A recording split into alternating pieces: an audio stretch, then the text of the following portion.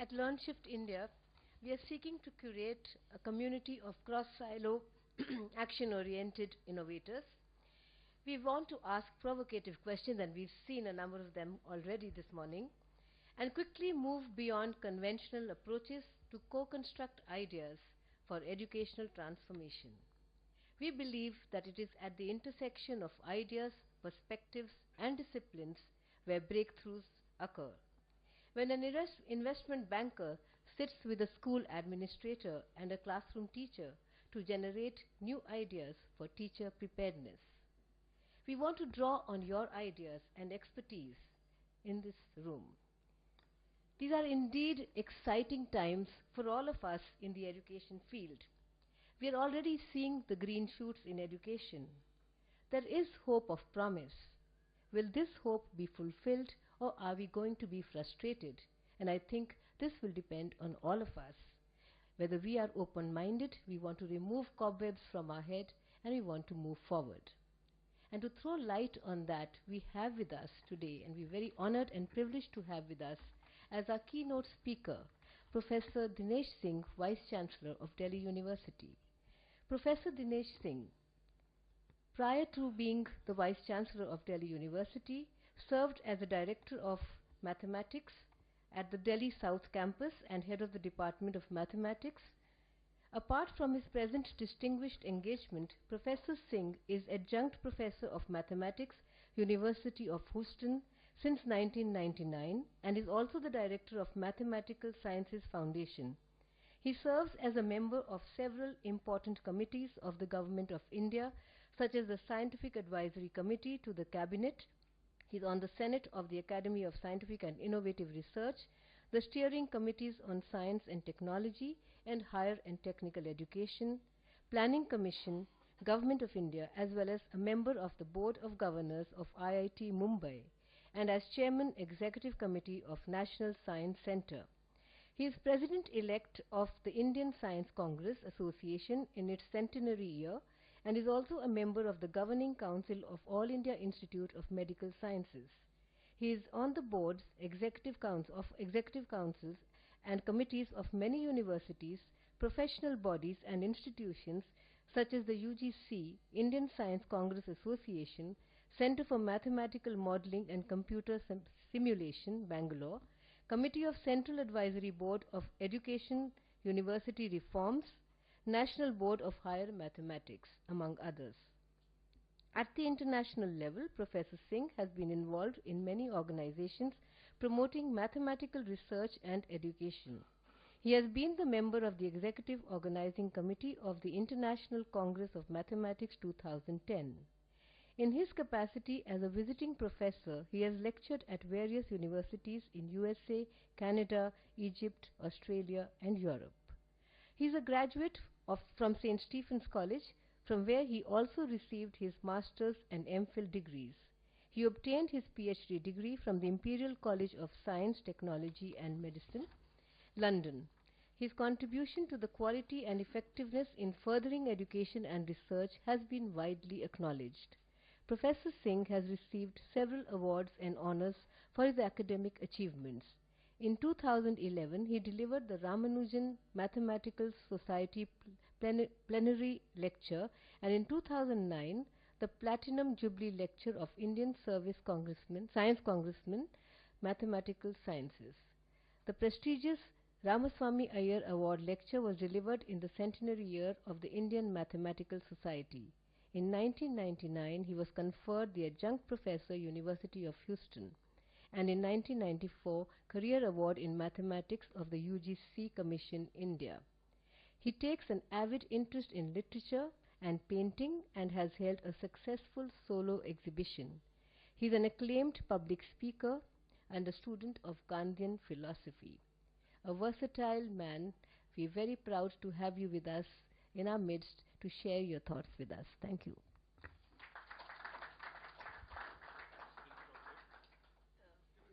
Yes.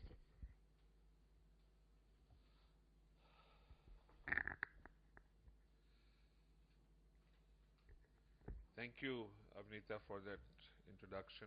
I don't know where you gathered these pieces of information from, but I'm delighted to be here.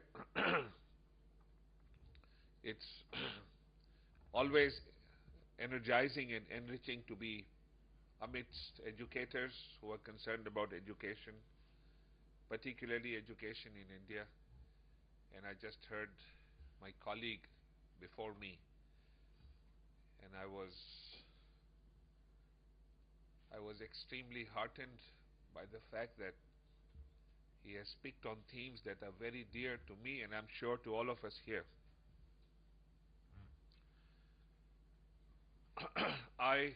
When I was asked to speak today, I thought I will speak on redefining education. And I want to make it clear at the outset that there is nothing new that I'm going to say. And when we say we redefine, we're really reinventing and bringing back the old. The more I look at this, the more I'm reminded of the French saying, the more things change, the more they are the same. It happens all the time, I notice. And of course, lesser mortals like me, who are just mere plodders, can only take a leaf from the lives of the great ones. And I'm reminded of what Gandhiji said, that I have said nothing new in my life. Truth and non-violence are as old as the Himalayas. So there really won't be much that is new. All I'm trying to do is bring attention to bear on some things that I believe we have forgotten. And whenever we talk of education, I'm always compelled, being a mathematician. And you know, mathematicians do not proceed until they have their definitions in place, things that bring clarity. You have to know exactly what you're talking about and why and how do you proceed. So it's a sort of axiomatic process. But don't worry, I'm not going to prove anything here. So what is education? I'm always grappling with this question. And I believe education is simply a process at a very personal level of self-learning, discovery of the self. You just try and figure out everything about yourself. So you have to look within. It's a journey within. I'm talking at a very personal level. And when you do that, you must look for a sound, a voice, a rhythm that resonates within. And you're lucky if you find that, if you hear that. And then your process of education will begin when you march in harmony with that drumbeat in the world. And you can only, in mathematics, when you define something, then to illustrate it, you need examples. So I will illustrate very quickly with examples, and then I'll move on to what I believe we need to do to bring these things to bear on the general situation at large. So, you know, I would always hark back to Mahatma Gandhi. He didn't have any university degree. Contrary to popular opinion, he had been to no university. Nothing beyond the school. This qualification that he earned as a sort of pleader, whatever it was, didn't require him to be at any university. He spent 3 years in London, literally, if he had wanted, idling away. Because he was Gandhi, he didn't idle his time. But he didn't have to do anything. You had to be present once a year for this annual dinner. And that was all that was required. At the end of 3 years, when you'd paid your dues and been present at the 3 dinners, you'd get your qualification. That was all that was required. But Gandhi was forever in search of that rhythm within. You can call it the God within. And what is God? That which you believe in. That which binds you is your dharma, your religion. That belief that comes from within, and that will take you to your God, whatever it is. But you need to find that. And that's called the process of education. And Gandhi was forever doing that. And remember, Kabir said it so eloquently. Recognize this. Make everyone look inwards and search and anchor yourself and then fly outwards. So Gandhi did that. And how did he look inwards? So remember, very early in his life, something from within told him, adhere to the truth. This adherence to the truth, above all else, that was his dharma. And he said it so categorically later in life.